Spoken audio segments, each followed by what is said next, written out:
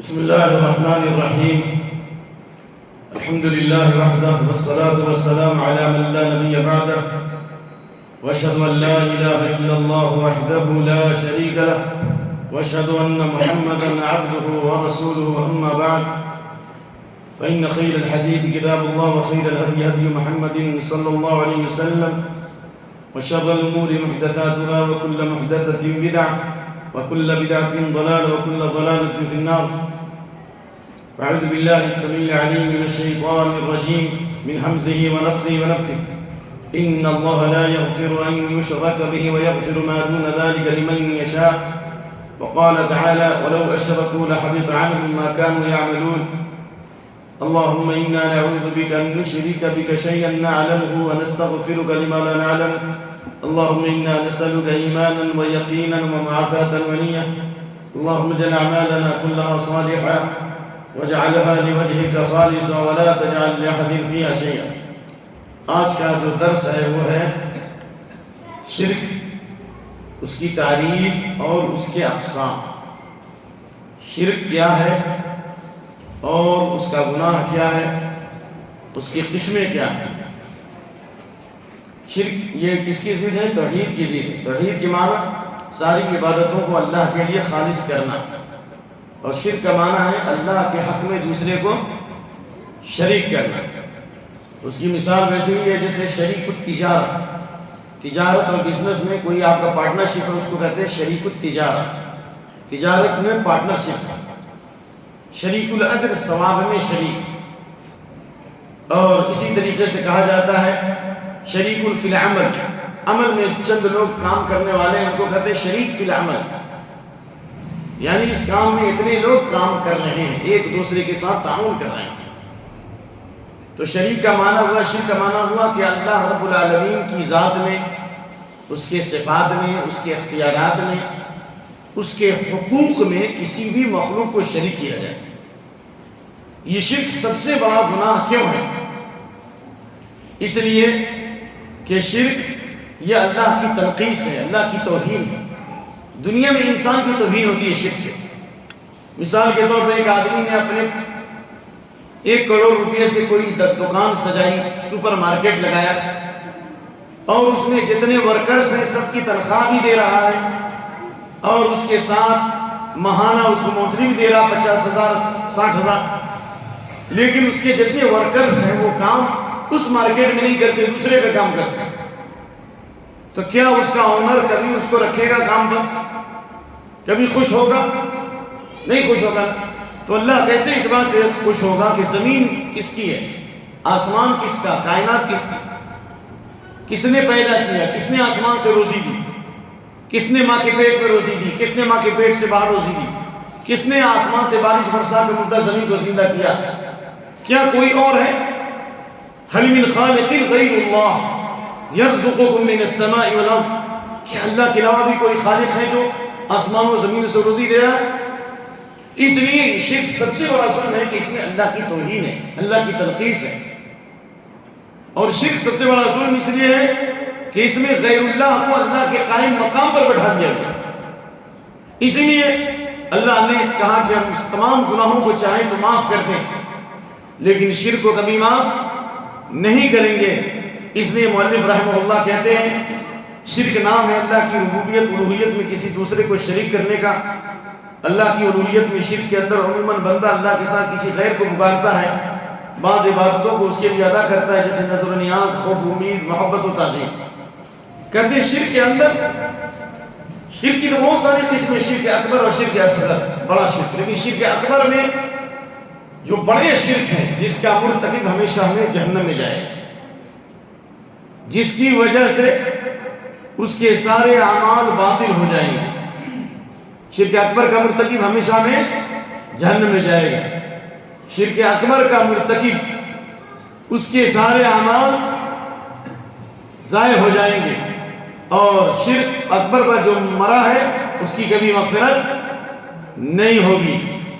اور شرک اکبر پر مرنے والے کے لیے مغفرت کی دعا کرنا جائز نہیں ہے.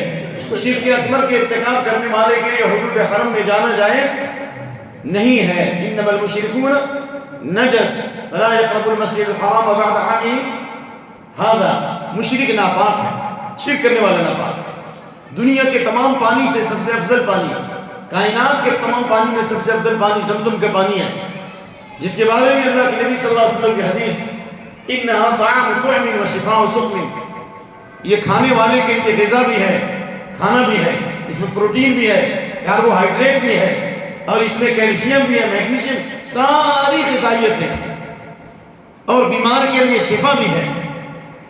بعض لوگ کئی دنوں تک زمزم کا پانی پیتے رہے سیلاب کی وجہ سے، حرم کے اندر جب سیلاب آئے باری سے نکل نہیں سکے، صرف زمزم کا پانی پیا، کئی دنوں کے بعد جب وہ آئے تو ان کے جسم پر چربیاں چڑھی ہوئی تھی۔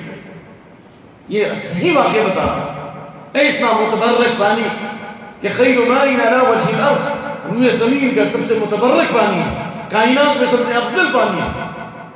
اور اس کی دلیل یہ بھی ہے کہ آسمان سے جبریل آئے اللہ کی طرف سے علم و حکمت لے کر کے، آپ کے سینے کو چاک کیا گیا اور آپ کے سینے سے حصہ نکالا گیا، کہا کہ ھذا حظ من الشیطان، یہ شیطان کا حصہ ہے، اور جو علم و حکمت لائے تھے وہ آپ کے سینے میں ڈالا گیا، لیکن آپ کے دل کو دھویا گیا تو آسمان کے پانی سے نہیں، زمین کے پانی سے۔ اور وہ پانی کون سا تھا؟ زمزم کا پانی تھا۔ اللہ، یہ یاد رکھیں، اس زمزم کے پانی کو پینے والے، پلانے والے، اللہ نے فرمایا اجعلتم سقایۃ الحاج وعمارۃ المسجد الحرام کمن آمن باللہ والیوم الآخر وجاہد فی سبیل اللہ، کیا حاجیوں کو پانی پلا دینا اور مسجد حرام کی خدمت کرنا تم یہ سمجھتے ہو کہ اللہ اور آخرت پر ایمان لانے کی طرح ہے؟ جو اللہ پر ایمان لاتا ہے، آخرت پر ایمان لاتا ہے، جو اللہ کی راہ میں جہاد کرتا ہے، اس کے برابر نہیں ہو سکتا۔ لا یستوون عند اللہ، یہ لوگ برابر نہیں ہو سکتے۔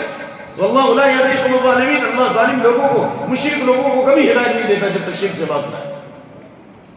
اس لیے اللہ نے فرمایا کہ یہ مشرک نجس ہے، ناپاک ہے، اور اللہ نے کہا فاجتنبوا الرجس من الاوثان، بتوں کی گندگی سے بچو، جھوٹ بات کی گندگی سے بچو۔ بتوں کی گندگی کیا ہے؟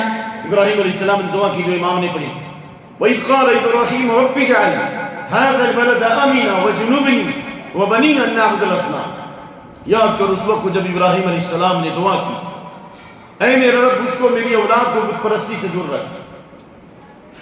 صحیح بات یہ ہے کہ ابھی خانہ کعبہ کی تعمیر بھی نہیں ہوئی ہے، بیا چٹیل میدان میں اپنی بیوی بچے کو چھوڑ کے جا رہے ہیں، نہ کھانا ہے نہ پانی، نہ لوگوں کا پتہ ہے، اللہ کے حوالے کر کے جا رہے ہیں، اور وہاں دعا کر رہے ہیں کہ اللہ اس شہر کو امن کا شہر بنا دے، اللہ مجھ کو میری اولاد کو بت پرستی سے دور رکھ۔ جب ابراہیم علیہ السلام کو اپنے اوپر اور اپنی اولاد پر بت پرستی کا خوف ہے، کون یہ دعویٰ کر سکتا ہے کہ ہم سے شرک نہیں ہوگا بھائی؟ اس لیے شرک کا خطرہ سب سے بڑا خطرہ ہے، شرک یہ سب سے بڑا گناہ ہے، اور دنیا اور آخرت کی تباہی کا سبب ہے۔ جتنی قومیں تباہ و برباد ہو گئی، قوم نوح، قوم عاد، قوم سمود، قوم فرعون، اور قیامت تک جتنی بستیاں ویران ہوں گی، جتنے شہر تخت و تاراج کیے جائیں گے، اور جو دنیا میں بڑے بڑے طوفان آئے اور آئیں گے، ان کی سب سے بڑی وجہ اللہ نے بتائی ہے شرک۔ قل سیروا فی الارض فانظروا کیف کان عاقبۃ الذین من قبل کان اکثرهم مشرکین۔ سورہ روم کی آیت نمبر 42 ہے، زمین میں گھوم جاؤ، جن جن شہروں کو اللہ نے ویران کر دیا، جن جن حکومتوں کو اللہ نے تخت و تاراج کر دیا، سب کا گناہ یہی تھا، ان میں اکثر لوگ شرک کرنے والے، سب شرک نہیں کرتے، اکثر کی شرک کی وجہ سے سب کو اللہ نے تباہ کر دیا۔ فَكُلًّا أَخَذْنَا بِذَنبِهِ فَمِنْهُمْ مَنْ أَرْسَلْنَا عَلَيْهِ حَاصِبًا وَمِنْهُمْ مَنْ أَخَذَتْهُ الصَّيْحَةُ وَمِنْهُمْ مَنْ خَسَفْنَا بِهِ الْأَرْضَ وَمِنْهُمْ مَنْ أَغْرَقْنَا فَمَا كَانَ اللَّهُ لِيَظْلِمَهُمْ وَلَكِنْ كَانُوا أَنفُسَهُمْ يَظْلِمُونَ لا الہ الا انت سبحانک انی کنت من الظالمین۔ اللہ نے ان تمام قوموں اور جماعتوں کو پکڑا گناہوں کی وجہ سے، اور ان کا سب سے بڑا گناہ کیا ہے؟ شرک۔ الا انبئکم باکبر الکبائر الاشراک باللہ، سب سے بڑا گناہ شرک کرنا۔ اللہ نے تمام قوموں کو گناہوں کی وجہ سے، شرک کی وجہ سے پکڑا۔ فَكُلًّا أَخَذْنَا بِذَنبِهِ فَمِنْهُمْ مَنْ أَرْسَلْنَا حَاصِبًا، بعض پر اللہ نے ہواؤں کا طوفان جاری کیا، ہوائیں چلا دی 7 رات اور 8 دن تک، 8 دن تک اور 7 راتوں تک آندھیاں چلتی رہی، اللہ نے قوم عاد کو تباہ برباد کر دیا۔ وَمِنْهُمْ مَنْ أَخَذَتْهُ الصَّيْحَةُ، اور بعض کو اللہ نے زلزلے کے عذاب سے ہلاک کر دیا، قوم عاد، قوم سمود کو، صالح علیہ السلام کی قوم کو اللہ نے تباہ کر دیا، جو پہاڑوں کو تراش تراش کر بڑی بڑی بلڈنگیں بناتے تھے، ایسی قوم اب تک پیدا رکھی گئی۔ وَمِنْهُمْ مَنْ أَخَذَتْهُ الصَّيْحَةُ وَمِنْهُمْ مَنْ خَسَفْنَا بِهِ الْأَرْضَ، اور اللہ نے زمین میں دھسا دیا بعض لوگوں کو، قارون کو اللہ نے دھسا دیا تمام خزانوں کے ساتھ، جو کہتا تھا کہ مجھ سے زیادہ خزانہ کس کے پاس ہے، جو اللہ کی توحید کا انکار کیا اس نے۔ وَمِنْهُمْ مَنْ أَغْرَقْنَا، اور بعض کو اللہ نے پانی میں ڈبو دیا، قوم نوح کو، فرعون کی قوم کو، جو کہتا تھا نا ربکم الأعلیٰ، میں سب سے بڑا رب ہوں، نعوذ باللہ۔ تو یہ شرک سب سے بڑا گناہ ہے، سب سے بڑا ظلم ہے، اور قوموں کی تباہی و بربادی کی سب سے بڑی وجہ ہے، اور اللہ نے امت پر جو عذاب مسلط کیا ہے، یہ کورونا کی شکل میں، یہ وبائی امراض کی شکل میں، یہ اختلافات اور یہ فتنے، یہ بلائیں اور مصیبتیں، یہ مہنگائی اور یہ گرانی، اس سب کی سب سے بڑی وجہ یہ ہے کہ ہم نے توحید کی عظمت کو بلا دیا ہے، ہم نے اللہ کی بڑائی کو بلا دیا ہے، ہم نے دنیا کی بڑائی کو تسلیم کر لیا ہے، جو حقیق نطفے سے پیدا ہے، جن کی کوئی حقیقت نہیں ہے، جو سو جائے تو اس کی طاقت سیز ہو جاتی ہے، جس کو اپنے بغل میں بھی نہیں معلوم کہ کیا ہوگا، جو ایک تنکے کا بھی مالک نہیں ہے، ہم نے اس کو بڑا بنا دیا، ہم نے کمپنیوں کو بڑا بنا دیا، ہم نے اونر کو بڑا بنا دیا، ہم نے دنیا کے بادشاہوں کو بڑا بنا دیا، اللہ کی بڑائی کو تسلیم نہیں کیا، تو اللہ نے ظالموں کو ظالموں پر مسلط کر دیا۔ وَكَذَلِكَ نُوَلِّي بَعْضَ الظَّالِمِينَ بَعْضًا بِمَا كَانُوا يَكْسِبُونَ، اللہ ظالموں کو ظالموں پر مسلط کرتا ہے۔ ابن عباس نے فرمایا اِذَا أَرَادَ اللَّهُ بِقَوْمٍ شَرًّا وَلَّ عَلَيْهِمْ شِرَارَهُمْ، اللہ جب کسی قوم کے ساتھ برائی کا ارادہ کرتا ہے، جب کسی قوم کو اللہ تباہ و برباد کرنا چاہتا ہے، تو اللہ ظالم حکمرانوں کو اس پر مسلط کر دیتا ہے۔ تو یہ شرک سب سے بڑا گناہ ہے، اس لیے کہا ان الشرک لظلم عظیم، اور اس لیے اللہ نے صاف طور پر فرما دیا ان اللہ لا یغفر ان یشرک بہ ویغفر ما دون ذلک لمن یشاء، شرک کے علاوہ جس گناہ کو چاہے معاف کر دے، لیکن شرک کو اللہ نہیں معاف کرے گا۔ کیوں؟ ومن یشرک باللہ فقد افترى اثما عظیما، جو شرک کرتا ہے وہ اللہ پہ جھوٹ بات کرتا ہے۔ مثال کے طور پر آپ نے مسجد بنائی اور آپ نے امام لایا اور آپ نے تمام لوگوں کے کھانے کا انتظام کیا، آپ اس کے صدر اور سیکرٹری ہیں، اور دوسرا آدمی ایک جان ساز مکار عیار جو ہے کاغذ بنایا اور کہا کہ میں نئی کمیٹی بنا دیا، میں صدر ہوں اور یہ سیکرٹری ہے اور یہ خازن، آپ اس کو برداشت کریں گے؟ یہ وَمَن یُشْرِک بِاللَّهِ، جس نے اللہ کے حق میں دوسرے کو شریک کیا، اس نے بہت بڑا اللہ پہ اتہام لگایا۔ اس لیے اللہ فرماتے یؤذینی ابن آدم، آدم جو ہے مجھے برا بھلا کہتا ہے، مجھے گالی دیتا ہے، یشتمنی ابن آدم، مجھے گالی دیتا ہے، برا بھلا کہتا ہے۔ اور آدم کے بیٹے کا، یعنی ابن آدم، یعنی آدم کے بیٹا مجھے برا بھلا کہتا ہے، جھٹلاتا ہے۔ کہا کہ یؤذینی ابن آدم، آدم کا بیٹا مجھے ایذا دیتا ہے، اور اس کا ایذا دینا یہ کہتا ہے کہ زمانے کو برا بھلا کہتا ہے، یہ زمانہ ایسا ہو گیا، فلاں ایسا ہو گیا، فلاں ایسا ہو گیا۔ اللہ فرماتا ہے میں زمانہ ہوں، زمانے کا خالق کون ہے؟ صبح اور شام کون کرتا ہے؟ پوری زمین اور آسمان مل کر صبح کو شام میں تبدیل کرنا چاہیں، شام کو صبح میں تبدیل کرنا چاہیں۔ قُلْ أَرَأَيْتُمْ إِنْ جَعَلَ اللَّهُ عَلَيْكُمُ اللَّيْلَ سَرْمَدًا إِلَىٰ يَوْمِ الْقِيَامَةِ إِلَٰهٌ غَيْرُ اللَّهِ، اگر اللہ ہمیشہ رات رکھے، مان لیے 6 مہینے کی رات رکھے، پوری مخلوق مل کر اس رات کو دن میں تبدیل کر سکتے؟ 6 مہینے کا دن ہو، پوری مخلوق مل کر اس دن کو رات کی تاریکی میں تبدیل کر سکتے؟ انٹارکٹک کا دیکھ لیجیے، ناروے کا دیکھ لیجیے، جہاں 2 مہینے 3 مہینے 4 مہینے کی رات ہوتی، کہیں 6 مہینے کی، ساری مخلوق زیرو ہے اللہ کی طاقت کے سامنے۔ اس لیے زمانے کو برا بھلا کہنا یہ اللہ کو برا بھلا کہنا ہے۔ یا اسی طریقے سے یہ اللہ کو برا بھلا کہنا ہے، یہ کہنا ہے کہ اللہ کے پاس اولاد ہے، جس طرح عیسائی لوگ عیسیٰ علیہ السلام کو اللہ کا بیٹا کہتے ہیں، نعوذ باللہ، اور کہتے ہیں 3 خداؤں میں ایک خدا عیسیٰ ہے، ایک مریم ہے اور ایک جبریل، یا ایک اللہ ہے، ایک جبریل ہے اور ایک عیسیٰ۔ اتنا بڑا گناہ ہے کہ اللہ رب العالمین فرماتا تکاد السماوات یتفطرن منہ وتنشق الارض وتخر الجبال حدا، اتنا بڑا گناہ کہ آسمان پھٹ جائے، زمین شق ہو جائے۔ اس لیے کلمہ اتنا بڑا کلمہ ہے کہ اللہ کے لیے اولاد ثابت کرنا، نعوذ باللہ، سبحانہ تعالی ان یکون لہ ولد، اللہ کو کوئی اولاد نہیں، اور اللہ لم یلد ولم یولد، اللہ نے کسی سے نکلا ہے، اس سے کوئی چیز نکلی ہے، اس کے برابر کوئی نہیں۔ اللہ کے لیے اولاد ٹھہرانا روئے زمین میں اتنا بڑا گناہ ہے کہ آسمان ٹکڑے ٹکڑے ہو جائے، زمین شق ہو جائے۔ ایسے ظالموں سے محبت کرنا، ایسے ظالموں کو تحفہ دینا، اور ایسے ظالموں کو کرسمس ڈے کی دعائی اور مبارکبادی دینا، کیا خیال آپ؟ جائز ہے؟ اللہ اکبر. ایک آدمی آپ کی ماں کو گالی دے, نعوذ باللہ آپ کے باپ کو گالی دے, اور پھر اس کے بعد میں آپ کو بہت زیادہ قیمتی ہدیہ تحفہ پیش کرے کہ آپ تسلیم کرو. جو اللہ کو گالی دے رہے ہیں, جو اللہ کی تخلیق میں غیروں کو شریک کر رہے ہیں, اور اس کی کرسمس میں آپ شریک ہو رہے ہیں, اس کے ہدیے کو قبول کر رہے ہو, اور ان کی دیکھا دیکھی شیطان جنوری منا رہے ہو. یہ بسما جینتی, گاندھی جینتی کس کی منائی جاتی ہے؟ کس کی منائی جاتی ہے؟ نعوذ باللہ. اللہ ان الذین یؤذون اللہ ورسولہ لعنهم اللہ فی الدنیا والآخرہ. کرسمس ڈے منانے والے, ان کے کیک کاٹنے والے, یہ کیک نہیں یہ فیک ہے, اور ان کو مبارکبادی دینے والے اور اس جرم میں شریک ہونے والے, ان الذین یؤذون اللہ ورسولہ, اللہ اور اس رسول کو ایذا دینے والے, اللہ نے ایسے لوگوں پر لعنت کی ہے دنیا میں بھی اور آخرت میں. جس کو دنیا میں اللہ کی لعنت اور آخرت میں اللہ کی لعنت چاہیے, وہ کرسمس ڈے کی دعائی دے, مبارکبادی دے. کیک نہیں یہ فیک ہے. اس لیے شرک سب سے بڑا ظلم اور پاپ ہے, اس سے بڑا کوئی ظلم نہیں ہے. اور شرک پہ تعاون کرنا بھی شرک ہے. شراب پینا, شراب ہے تو شراب پلانے والے پر, پینے والے پر, دھونے والے پر, کھانے والے پر, اس کے بیچنے والے پر, اور اس کی قیمت کھانے والے سب پہ لانے. یہ شراب ہے تو شراب پی کر بھی آدمی نہیں ایمان رہتا ہے, یہ تو اس سے بھی بڑا ظلم. تو شرک کرو, شرک کرنے والوں کا ساتھ دو, ان کی مجلسوں میں شریک دو, اور ان کو دعائی دو, ان کو مبارکبادی دو, ان کے نام پر آفر پیش کرو کہ بھائی 3 کیک میں 2 کیک فری اور 1 پیسے. یہ کیسا ظلم ہے. اس لیے اللہ اس کو معاف نہیں کرے گا. مکھی والی حدیث یاد رکھنا, ایک آدمی مکھی چڑھا دیا تو اس کی زندگی کی ساری عبادت بیکار ہو گئی, جہنم میں چلا گیا. اور دوسرے نے مکھی نہیں چڑھائی اور ظالموں نے قتل کر دیا تو اللہ نے اس کے سارے گناہوں کو معاف کر دیا. تو اس لیے میرے بھائی یہ بہت بڑا ظلم اور بہت بڑا پاپ. اللہ نے فرمایا انه من يشرك بالله فقد حرم الله عليه الجنه ومأواه النار وما للظالمين من انصار. یہ سورۃ الانعام کی, سورۃ المائدہ کی 72. جس نے اللہ کے ساتھ شرک کیا اس پر اللہ نے جنت کو حرام کر دیا ہمیشہ ہمیشہ, اور اس کا ٹھکانہ جہنم ہے ہمیشہ ہمیشہ. ما للظالمین من انصار, اور ظالموں کا اللہ کوئی مددگار نہیں. وَلَوْ أَشْرَكُوا لَحَبِطَ عَنْهُمْ مَا كَانُوا يَعْمَلُونَ. سورۃ الانعام آیت نمبر 88, اس سے پہلے آیت نمبر 83 سے لے کر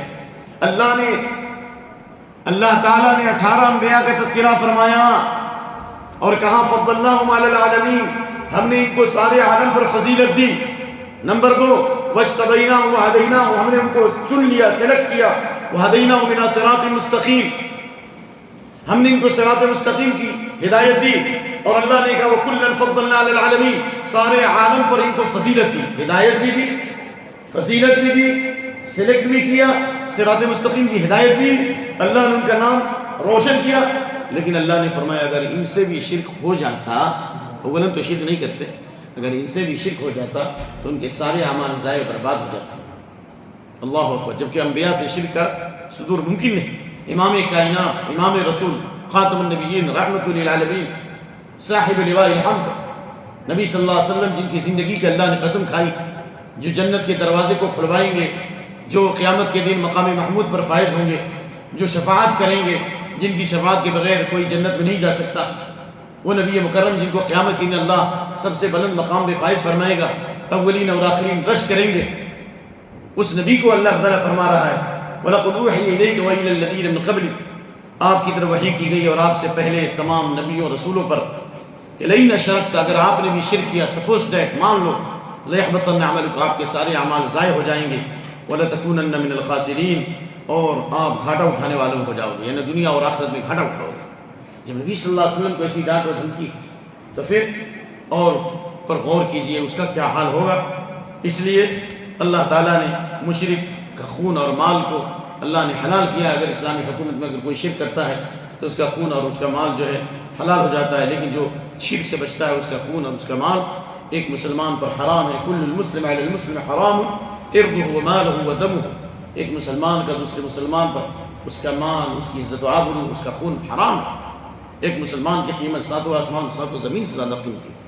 پوری کائنات مٹ جائے لیکن ایک مسلمان کا قتل جو اللہ کے نزدیک زیادہ آسان ہے کائنات کے مٹنے سے. زوال الدنیا اهون علی اللہ من قتل رجل مسلم, ایک مسلمان کا قتل ہو جانا, دنیا کا فنا ہونا زیادہ آسان ہے اللہ کے نزدیک ایک مسلمان کے نام خون سے. ایک مومن کی ایک کیا قیمت معلوم. لو ان اہل السماء والارض اشتركوا في دم مؤمن لكبهم الله في النار. اگر ساتوں آسمان اور ساتوں زمین کے مخلوق شرک کرے تو اللہ کے نبی صلی اللہ علیہ وسلم نے فرمایا اللہ تعالیٰ ان تمام کو جہنم میں چہرے کے بل ڈال دے.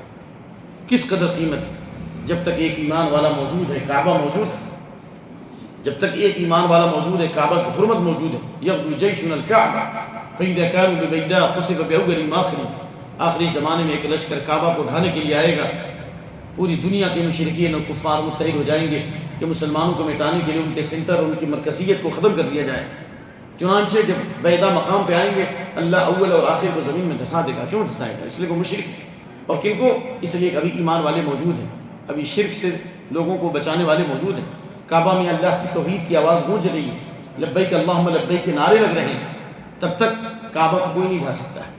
لیکن جب توحید والے نہیں رہیں گے, ایمان والے نہیں رہیں گے, یخرب الکعبہ رجل من الحبشہ ذو سویقتین, دو چھوٹی پنڈی والا ایک حبشی آدمی آئے گا, کعبہ کو گرا دے گا, اس کے پردے کو پھاڑ دے گا اور کعبہ کو گرا کر کے اس کے نیچے سے خزانے نکال لیں گے. ایمان والوں کی کس قدر قیمت ہے, توحید کی کتنی بڑی قیمت ہے. آپ اپنے مقام کو پہچانیے, اپنے درجے کو پہچانیے.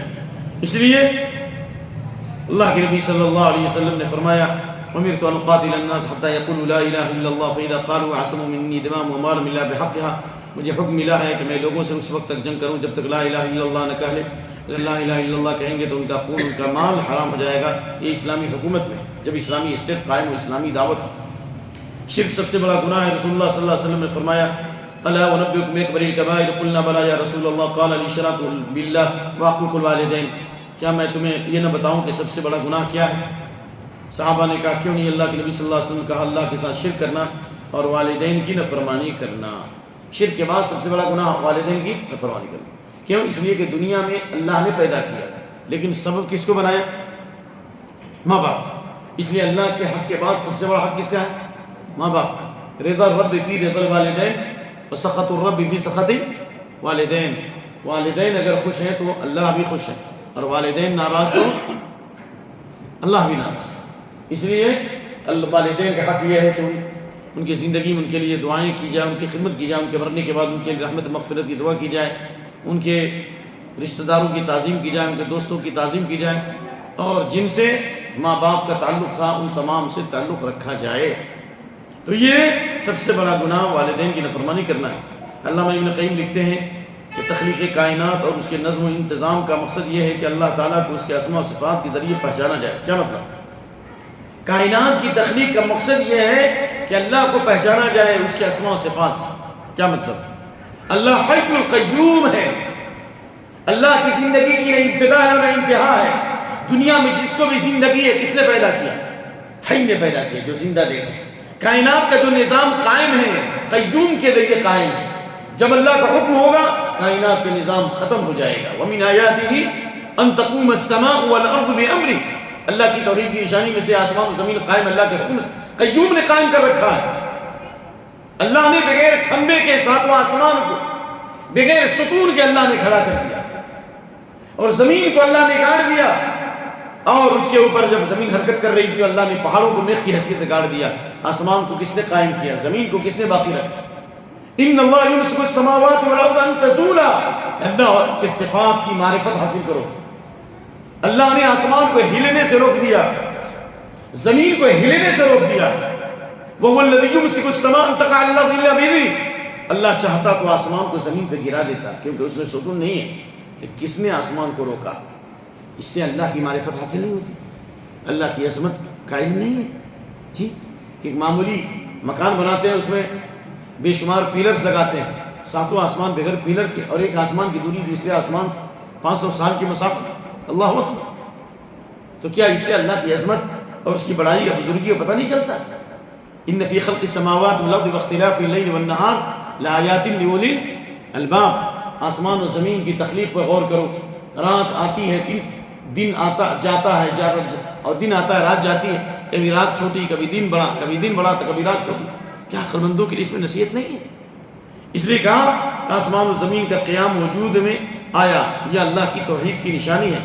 اور کہا لقد ارسلنا رسلنا بالبینات وانزلنا معهم الکتاب والمیزان لیقوم الناس بالقسط. ہم نے اپنے پیغمبروں کو کھلی نشانیاں دے کر بھیجا اور ان کے ساتھ کتاب اور میزان نازل کیا تاکہ لوگ انصاف قائم کریں. کیا مطلب اس کا؟ اللہ نے رسولوں کو بھیجا نشانیوں کے ساتھ. موسیٰ علیہ السلام کو اللہ نے بہت سی نشانیاں دی. اللہ تعالیٰ نے موسیٰ علیہ السلام کو لاٹھی دی، لاٹھی کو مارتے تھے پھینکتے تھے تو اسلحہ بن جاتا تھا. اور موسیٰ علیہ السلام کو اللہ نے نشانی دی کہ بغل کے اندر سے ایک روشنی ظاہر ہوتی. جی موسیٰ علیہ السلام کو اللہ نے فرعون کے خلاف بہت ساری نشانی، 9 نشانیاں.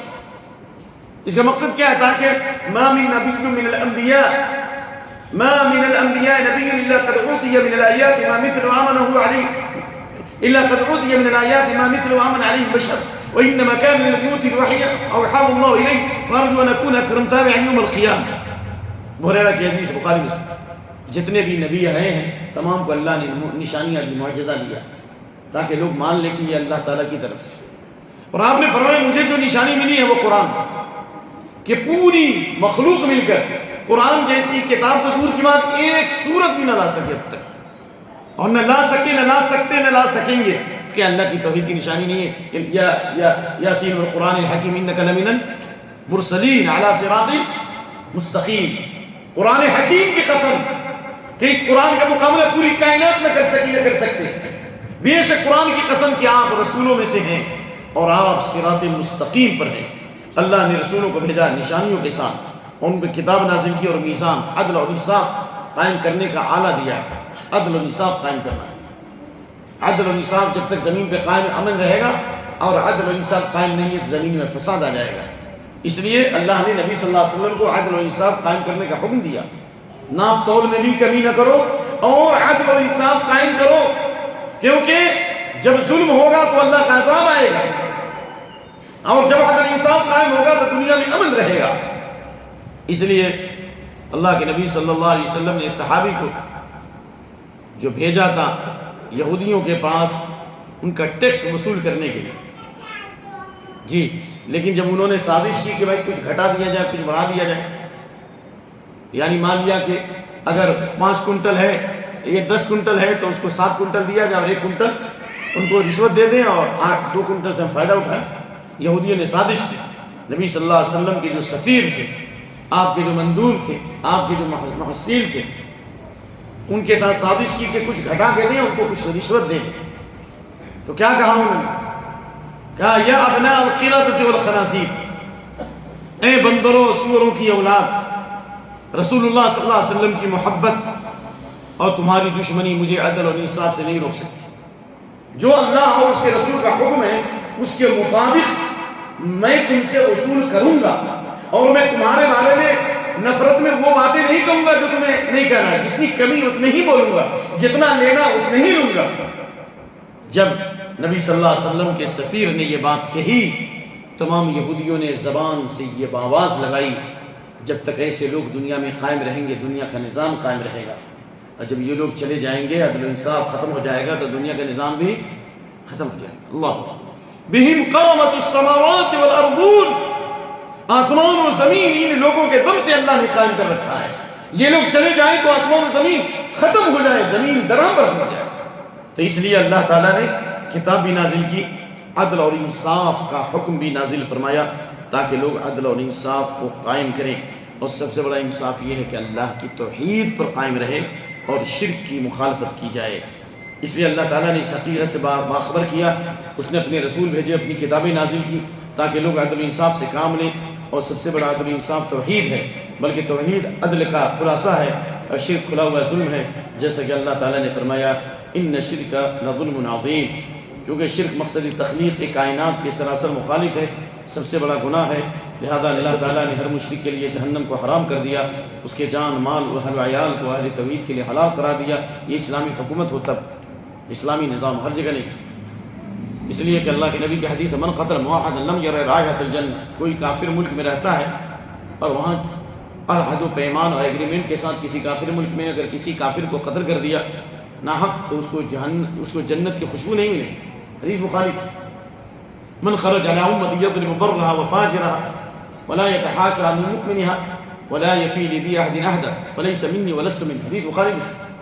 جو تلوار لے کر امت کے سروں کو ختم کرے، نیک اور بد کو مارے، مومن کو بھی مارے، فاسق فاجر کو بھی مارے، اور عہد و پیمان کو پورا نہ کرے کسی بھی قوم سے، کسی بھی ملک سے، کسی بھی حکومت سے ایگریمنٹ ہے اس عہد و پیمان کو پورا نہ کرے، آپ نے فرمایا میرا اس سے کوئی تعلق نہیں اور اس کا بھی مجھ سے تعلق نہیں۔ تو مجرم کوئی ہو، سزا کسی کو ملے، عہد و پیمان کو پورا کرنے کا اللہ نے حکم دیا ہے، یا ایھا الذین آمنوا اوفوا بالعقود، اے ایمان والو عہد و پیمان پورا کرو۔ جی اس لیے کہتے ہیں کہ آخرت کے دن اللہ نے مشرک کے کسی بھی عمل کو قبول کرنے سے انکار کر دیا، اس کے بارے میں کسی کی سفارش قبول نہیں ہوگی۔ شرک کرنے والوں کے بارے میں فما تنفعهم شفاعۃ الشافعین، کسی سفارش کرنے والی کی سفارش ذرہ برابر فائدہ نہیں دے گی۔ نبی صلی اللہ علیہ وسلم اپنے چچا ابو طالب کو جہنم سے نہیں نکال سکیں گے، حالانکہ انہوں نے نبی کا ساتھ دیا، نبوت سے پہلے بھی نبوت کے بعد بھی، اور آپ صلی اللہ علیہ وسلم کے ہاتھ کو مضبوط کیا، اور 3 سال تک نبی صلی اللہ علیہ وسلم کو جب شیب ابی طالب میں، سمجھتے ہیں نا شیب ابی طالب، 3 سال تک جو بائیکاٹ کیا گیا، ایک گھاٹی میں بند کر دیا گیا، بھوک اور پیاس سے مسلمان کے بچے تڑپتے تھے، اس وقت بھی ابو طالب نے اس حالت میں بھی ساتھ دیا۔ جب نبی صلی اللہ علیہ وسلم کے قتل کی سازش کی گئی تو بنو طالب اور بنو عبد المطلب اور بنو ہاشم کو جمع کیا اور کہا کہ محمد کو اگر نقصان ہوتا ہے تو ہم سب تم سے لڑنے کے لیے تیار ہیں۔ ابھی اسلام نہیں لائے، اس کے باوجود حضرت عباس نے کہا کہ کیا آپ ان کو جہنم سے نکال سکیں گے، کیا آپ ان کے کچھ کام آئیں گے؟ کہا کہ نہیں، بس اتنا کام آؤں گا کہ اگر میری سفارش سے اللہ تھوڑی آگ میں داخل کرے گا، اگر میری سفارش نہیں ہوتی تو وہ جہنم کی سب سے بڑی کھائی میں، بس آپ کی 2 جوتیاں پہنائی جائیں گی اور جو 2 تسمے ہوں گے، اور دونوں پاؤں میں آگ کی 2 جوتیاں بنائی جائیں گی جن سے ان کا دماغ کھولے گا اور سمجھیں گے سب سے بڑا عذاب ہو رہا ہے۔ مشرک کو کسی کی سفارش فائدہ نہیں دے گی۔ ابراہیم علیہ السلام اپنے باپ آزر باپ کے حق میں سفارش کریں گے۔ جس وقت یلقا ابراہیم ابا آزر، ابراہیم علیہ السلام اپنے باپ آزر سے ملیں گے قیامت کے دن، ان کے چہرے پر ذلت و خواری ہوگی، رسوائی ہوگی، چہرے کا رنگ پھٹ پڑا ہوگا، ذلت کے مارے اس کی آنکھ جھکی ہوئی ہوگی۔ حضرت ابراہیم کہیں گے اے میرے ابا جان، الم اقل لک لم تعصنی، کیا میں نے نہیں کہا تھا کہ آپ میری نافرمانی مت کرو، آپ میری بات مانو، میں سیدھے راستے پہ چلاؤں گا، اللہ کی عبادت کرو، کیوں دنیا میں آپ نے نہیں مانا؟ ابراہیم علیہ السلام کیا باپ آزر کہے گا اس وقت میں ماننے کے لیے تیار ہوں، آج میں تیری بات مانتا ہوں، نافرمانی نہیں کروں گا؟ ابراہیم علیہ السلام کے دل میں باپ کی محبت بھر جائے گی اور فوراً دعا کریں گے اللہ کے دربار میں، یا رب انک قد وعدتنی الا تخزینی یوم یبعثون، اے اللہ تو نے وعدہ کیا کہ تو قیامت کے دن ہمیں رسوا نہیں کرے گا، کیونکہ ابراہیم علیہ السلام نے دعا کی تھی ولا تخزنی یوم یبعثون، قیامت کے دن ہمیں رسوائی سے بچا لے، تیرا وعدہ ہے کہ تو ہمیں رسوا نہیں کرے گا۔ فَأَيُّ خِزْيٍ أَخْزَىٰ مِنْ أَبِي الْأَبْعَدِ، اس سے بڑی رسوائی کیا ہے کہ میرا باپ محروم ہو رہا ہے تیری رحمت سے، جہنم کا سامنا کر رہا ہے، اللہ اس کے معاملے پر نظر کر۔ اللہ کیا فرمائے گا؟ کیا ابراہیم علیہ السلام کی سفارش اللہ قبول کر لے گا؟ نہیں کرے گا۔ اللہ فرمائے گا یا ابراہیم انی حرمت الجنت علی الکافرین، اے ابراہیم میں نے جنت کو کافروں پر حرام کر دیا ہے، دیکھ اپنے پاؤں کے نیچے۔ ابراہیم علیہ السلام جب اپنے پاؤں کے نیچے دیکھیں گے فَإِذَا بِرِيحٍ مُتَلَطِّخٍ، خون میں لت پت ہوں گے، بجو کی طرح ہو جائیں گے، خون میں لت پت ان کا باپ آزر ہوگا، اور اللہ حکم دے گا ابراہیم کی نگاہوں کے سامنے اس کے باپ آزر کو جہنم میں پھینک دو، فَيُؤْخَذُ بِقَوَائِمِ فَيُلْقَىٰ فِي النَّارِ، ابراہیم علیہ السلام کے باپ آزر کے پاؤں کو پکڑ کر جہنم میں پھینک دیا جائے۔ ابراہیم علیہ السلام کی نہ دعا بچا سکے گی، نہ نسبت بچا سکے گی، نہ سفارش کام آئے گی۔ تو یہ پیراں، یہ مرشداں کیا کام آئے گی؟ یہ تعویذ، یہ گنڈے کیا کام آئے گی؟ یہ نسبتیں کیا کام آئے گی؟ یہ مال و دولت کیا کام آئے گی؟ کچھ نہیں، یہ سب زیرو ہے۔ اس لیے اللہ نے کہا کہ کسی کی سفارش فائدہ نہیں دے گی۔ آخرت کے دن اس کا پکارنا بھی رائے گا ہو جائے گا، اس دن جتنا بھی پکارو گے اس دن کی پکار کامیاب نہیں ہوگی، بلکہ دنیا میں بھی جب سورج مغرب سے نکل جائے گا، سورج جب ویسٹ سے نکل جائے گا، سارے لوگ توبہ کر لیں گے اور سارے لوگ ایمان لے آئیں گے، لیکن کسی کا ایمان قبول نہیں ہوگا۔ دنیا میں کام نہیں آئے گا تو آخرت میں کیسے کام آئے گا بھائی؟ اس کے بعد ایک مشرک اللہ کی ذات و صفات سے سب سے زیادہ نادان اور بے بہرا ہوتا ہے، اسی وجہ سے وہ کسی غیر کو اللہ کا مد مقابل ٹھہراتا ہے، جو آخری درجے کی جہالت ہے۔ یہ غائب درجہ ظلم بھی ہے، اگرچہ ایک مشرک اللہ تعالیٰ پر کوئی ظلم نہیں کرتا لیکن اپنے نفس پر بھی بہت بڑا ظلم کرتا ہے۔ اللہ پر کوئی ظلم نہیں کرتا، یعنی اللہ پہ ظلم بظاہر نہیں کرتا لیکن ظلم کرتا، کیونکہ اللہ کے حق میں دوسرے کو شریک کیا۔ اور جو آدمی شرک کرتا ہے یہ اللہ سے بدگمانی ہے۔ جب آپ جانتے ہیں کہ بھائی یہ آدمی جس کے ساتھ میں جا رہا ہوں یہ وفادار آدمی ہے اور اس کے ساتھ جو بھی ہم پیسہ لگائیں گے کبھی گھاٹا نہیں ہوگا، تو آپ اس سے بدگمانی کرو گے؟ نہیں کرو۔ تو جو آدمی یہ امید رکھے کہ اللہ ہم کو شفا دے گا، اللہ ہمیں اچھا کر دے گا، اللہ ہماری دعاؤں کو سنے گا، وہ تعویذوں کا سہارا کیوں لے گا، گنڈوں کا سہارا کیوں لے گا، پلیتوں کا سہارا کیوں لے گا، اور دوسرے کے درگاہوں پہ کیوں جائے گا؟ وہ جس کو معلوم ہے کہ اسلام ہمارے لیے کافی ہے اور اللہ نے ہمارے لیے اسلام نظام زندگی دیا، وہ کیک کیوں کاٹے گا؟ یہ پھینک، وہ کہے گا اسلام کافی ہے ہمارے لیے۔ اس لیے اللہ کے ساتھ بدگمانی ہے، اور اللہ کے ساتھ بدگمانی یہ بہت بڑا گناہ ہے۔ اللہ کی رحمت سے نا امیدی یہ سب سے بڑا گناہ ہے شرک کے بعد، بلکہ شرک میں یہ بھی داخل ہے۔ شرک ایک نقص اور عیب ہے جس سے اللہ تعالیٰ نے اپنی ذات و صفات کو پاک قرار دیا ہے، لہذا جو شخص اس کے ساتھ کسی کو شریک کرتا ہے وہ اللہ کے لیے وہ چیز ثابت کرتا ہے جس سے اللہ نے اپنے آپ کو پاک قرار دیا، لہذا شرک اللہ تعالیٰ کی سراسر نافرمانی ہے۔